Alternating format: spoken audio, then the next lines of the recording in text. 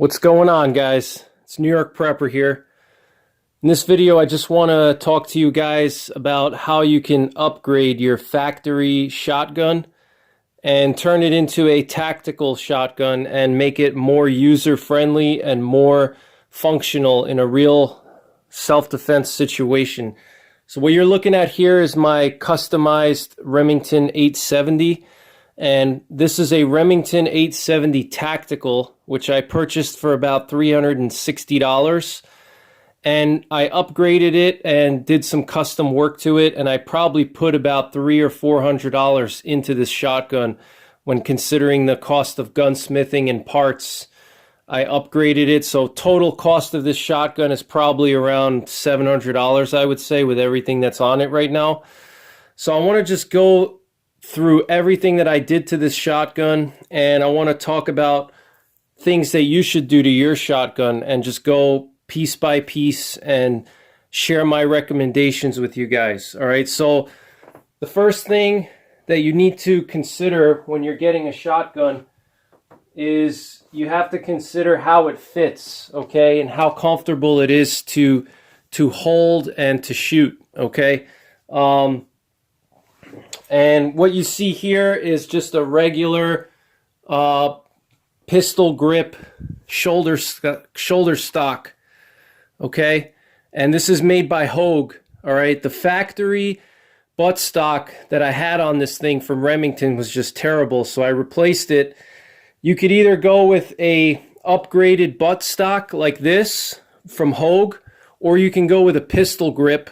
If you want to do a pistol grip only shotgun, you know, that's nothing wrong with that. The only thing is, if you're going to do a pistol grip only shotgun, you're going to limit yourself, okay? If you do a pistol grip only, you're not going to be able to shoot slugs and have more long-range shooting capability with your shotgun, all right? A pistol grip only is the best for extreme close quarters, okay? If you're a bartender and you want to deal with some muggers or something, you know, then having a pistol grip only shotgun under the bar is a smart idea, because most of your shots are going to be 10 yards at most, okay? Or if you're a convenience store clerk or something like that, all right? But for most people, a regular buttstock, a high quality buttstock is critical, okay? You want to be able to shoulder this shotgun and get it up to your shoulder quickly and comfortably. It should fit you well. I personally love this Hogue buttstock, and I'm doing a review on this. I'll upload a review on this shortly. But get yourself a good buttstock, okay? That's important. This is the most important thing on your shotgun. You have to be able to mount the shotgun to your shoulder quickly and effectively, and be able to deploy it, okay? And so you need a good buttstock, all right? Don't go cheap on the buttstock. If you have to pay $70 for a high-quality buttstock, it's worth it, okay? Your life is important, okay? If you're using a shotgun for self-defense, you don't want to go cheap, okay? Your life is more important than anything else, all right? So the number one thing is your buttstock. That's the first thing you should deal with, is your buttstock, okay? Have a good buttstock on there, all right? Moving on from the buttstock, I want to talk about some other upgrades. Now, you can also upgrade the forend here, the pump, okay? I personally prefer the factory Remington pump. I don't like the Magpul ones or some of these other pumps that are really, you know, large and clunky. I like something that's, you know, really, you know, comfortable and small, okay? I don't like anything that's too monstrous, all right? So, you know, this is good for me. I don't like shotgun stocks that are just so overwhelmingly massive that they're not comfortable and they get, you know, you hit them on things, okay? You don't want like a massive stock. Like some of the Magpul stocks are too thick, and, you know, you can get it caught on something. You can get it caught on a doorway or on your clothes. So you want a nice slim pump here, okay? You don't want anything huge, anything crazy. Same thing with your buttstock, all right? You don't want this big, massive buttstock. You know, you can also get, in addition to the pistol grip only stocks, you can also get the the expandable ones. You can get the pistol grip buttstocks, which I don't like. I either like a regular old-fashioned buttstock like this or a pistol grip only, okay? I don't like the pistol grip, you know, AR-15 style stocks, because I feel that they're basically worse than a pistol grip only or just a regular buttstock. All right. And you know, the nice thing about a regular buttstock is you can use it in hand-to-hand combat. You can strike with this thing. And if you have a pistol grip buttstock, all right, like an AR-15 style, you're not going to be able to use it as a striking weapon. Okay. So that's something to consider. All right, so keep your stocks nice and slim. All right, don't get anything monstrous. You know, you want your shotgun to be easy to handle. You don't want any massive pumps or any massive buttstock. You know, keep it simple. All right, I prefer just a regular buttstock like this because, again, I can use slugs. I can shoulder this shotgun and have good control over it. If I'm expecting to use the shotgun in extreme close quarters, and I know that most of my shots are going to be from the hip, and I want to be able to maneuver quickly and maneuver through tight spaces, then I'll just get a pistol grip only. All right, so either pistol grip only or basic buttstock. That's my recommendation. Keep it simple. You know, don't get crazy with all these expandable buttstocks and the ones that look like AR-15 stocks. Just keep it simple. All right, this type of stock has worked for, you know, 100 years. Okay. This is the same type of stock that they used in the trench guns in World War II, in Vietnam. They used these types of shotguns to clear tunnels out, the Viet Cong underground tunnels. All right, they had the same style here. So stick with things that are time tested. Don't try to go for any kind of reinvention of the wheel. All right, after the stock, you're going to want to address your sights, okay? Your sights are critical. You want to make sure that you have good sights on your shotgun. All right, what I have here are some ghost ring sights. These are made by Scattergun Technologies. Okay, let me just show you the logo here. See Scattergun? Scattergun Technologies. Let me see if I can just focus it for you. Scattergun Technologies. Okay, and this is just a ghost ring rear sight, and it has 2 tritium vials on either side of the ghost ring, so I can use this in the middle of the night. Okay, I have a front sight that also has tritium. All right, it's just a basic blade front sight, and it's got the tritium vial in the front sight as well. Let me see if I can show you guys real quick. You see that tritium vial there? Okay, so the way that you use these ghost ring sights is you place the front sight in the middle of the ghost ring, and again, the ghost ring has 2 little tritium vials there. I don't know if you guys can see right there.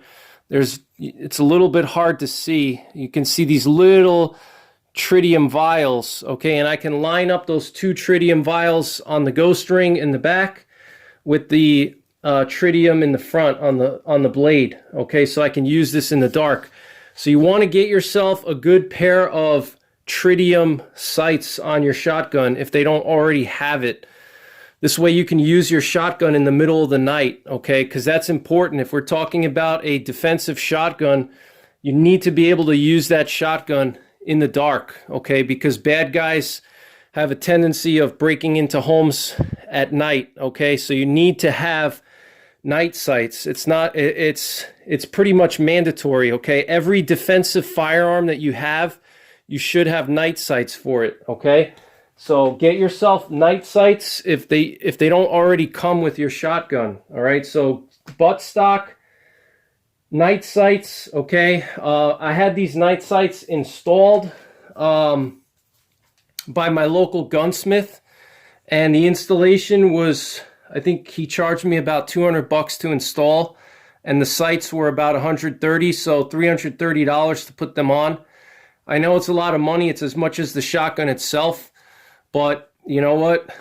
It's worth it in my opinion. You know, you can't certain things you can't cut corners on, unfortunately. You know, and if I'm using this for, let's say I'm camping and I want a bear defense gun, this is perfect. You know, I can load this with some 3-inch buckshot or slugs, and I can keep this around my tent, and you know, I can see my sights in the middle of the night in pitch black because I have the tritium on there. All right, so sights are very important. The next thing you'll notice here is on the barrel, I have a heat shield.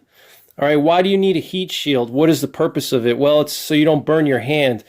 All right, you see that this barrel on the shotgun has this metal thing here. That's the heat shield. All right, and what this does is it prevents me from burning my hand. All right, shotguns have a very thin barrel. All right, as you see, if you look at the muzzle of the shotgun, you see how thin the steel is. Okay, it's not like a rifle where you have a pretty thick barrel. Okay, shotguns have very thin barrels, so they heat up very quickly.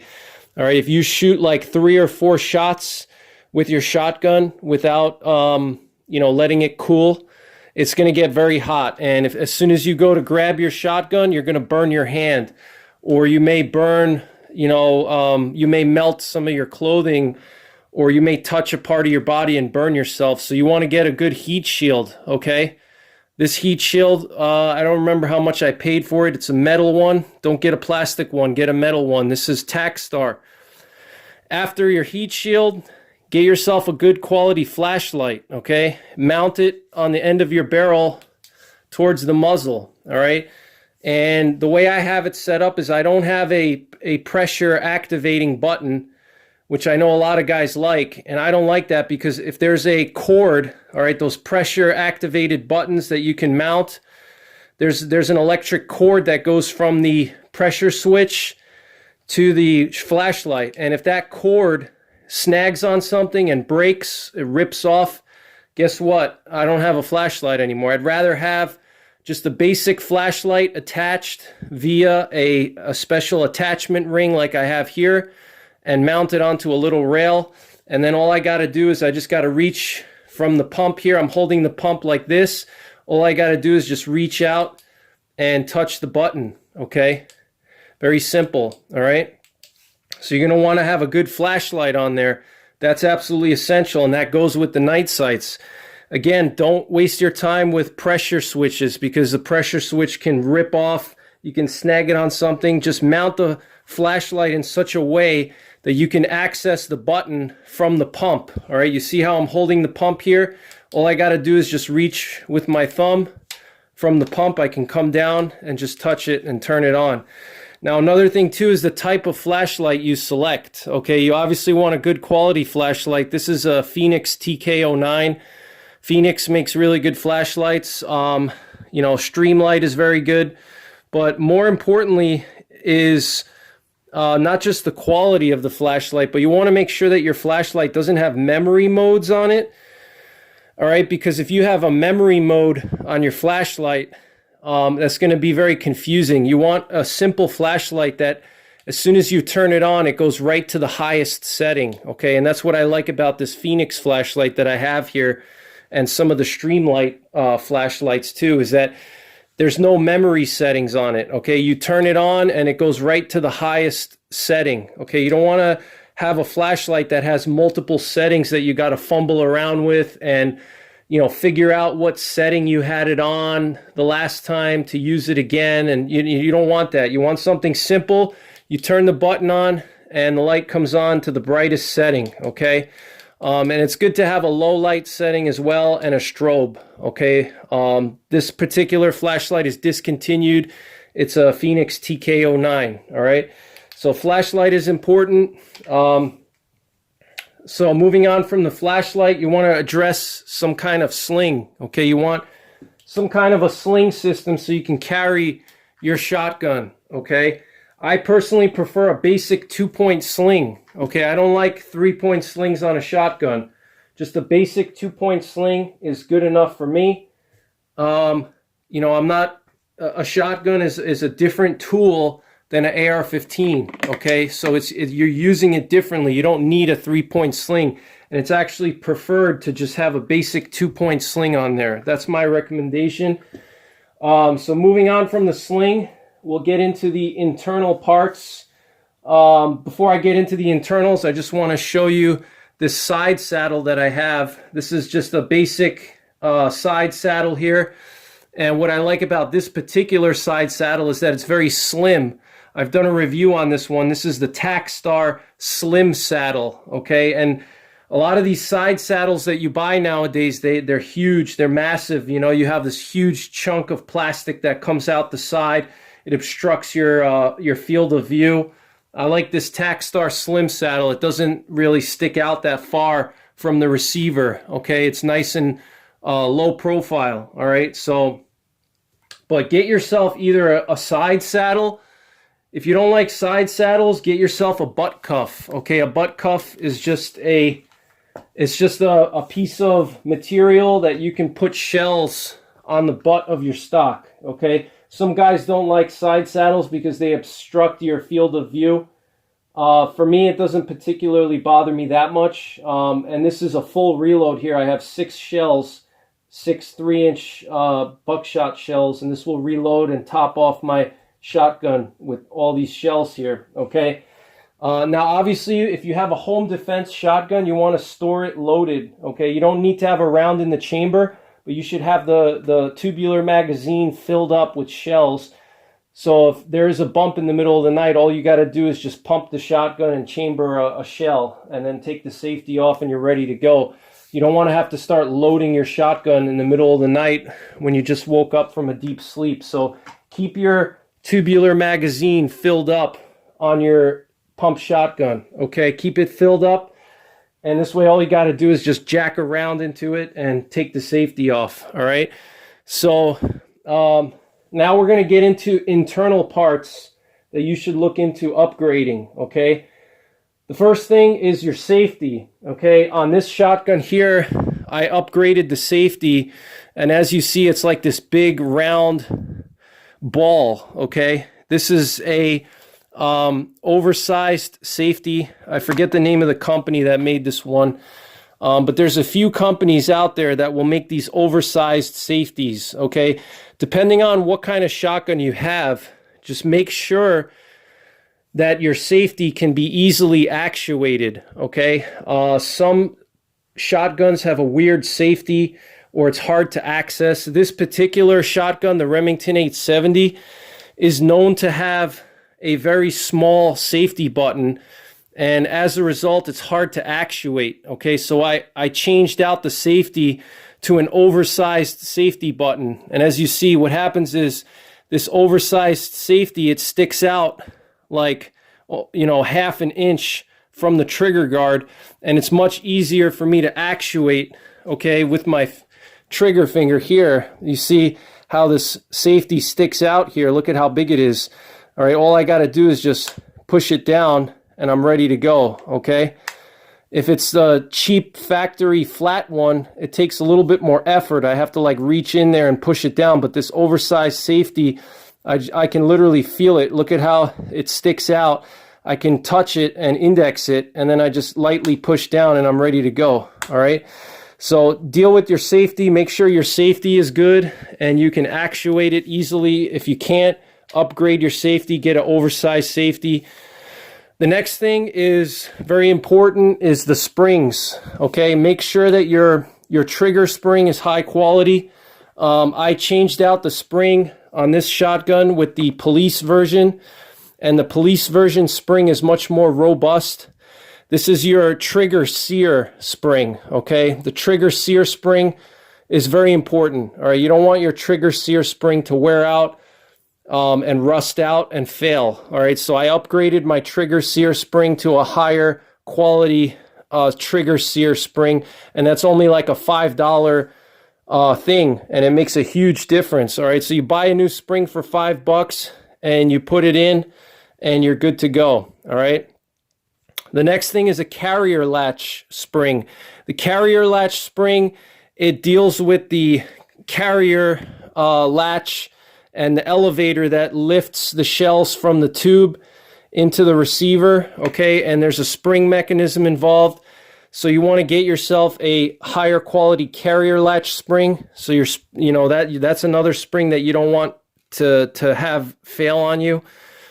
Another thing too that you want to look into is changing out the spring inside of your tubular magazine. And inside of this tubular magazine, I changed out the factory spring with a stainless steel spring, okay? Because the tubular magazine, it can accumulate moisture, especially if you're using it outdoors or if you're a prepper and you plan to use it in SHTF and it's going to be outside, exposed to the elements. The humidity and the moisture can get inside of the mag tube, and those springs are not that thick, okay? They can corrode and they can break, and once they corrode and break, you're not going to be able to, your shotgun's going to be a single shot shotgun, all right? So get yourself a stainless steel magazine tube spring for like 20 bucks and just put it in there. It's stainless steel. It'll never rust, and it'll take care of that potential problem, all right? Another thing with the magazine tube here, if you notice, well, actually I have a shell in there now, so let me just take the shells out so I can show you. Sorry guys, this is my home defense shotgun, so I have it, the tube topped off, just like I told you guys to do. If you look in here, okay, inside of the loading gate, all right, you can see this metal piece here, the magazine tube follower. Okay, you see right there where my middle finger is pointing, you can see it's a metal color. That's a stainless steel magazine tube follower. So you want to upgrade your magazine tube follower with something that's stainless steel. The plastic ones can break. If it's cold outside and you're using it outdoors, they can freeze and get stuck to the inside and crack. All right, so that's something to also upgrade as well.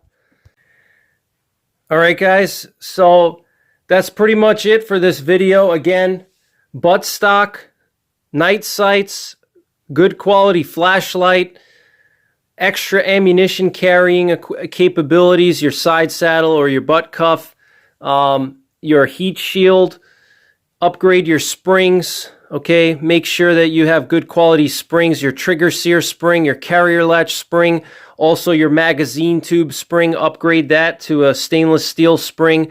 Upgrade the follower in the magazine tube, so you have either a aluminum or stainless steel follower. You don't want plastic because plastic can break. All right, make sure you have a good sling. I prefer the 2-point slings. Make sure your safety is easily actuated. If it's not, then upgrade it. Get an oversized safety like I have on mine. Now, in addition, another thing that you should consider getting, which I have, is bandoliers and shell belts, okay? A side saddle is a great thing, all right? The side saddle is good for, let's say, a typical home invasion scenario where you're only going to be dealing with maybe 1 or 2 bad guys.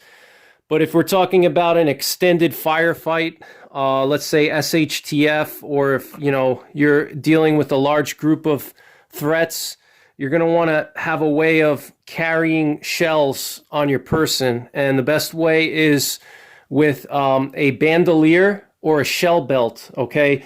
Either one, you want to be able to carry at least 25 shells on your person, okay? And you should keep that close to your shotgun, so this way you can grab it quickly if you have to throw it on and use it, all right? So bandolier or shell belt, minimum 25 shells in it, okay?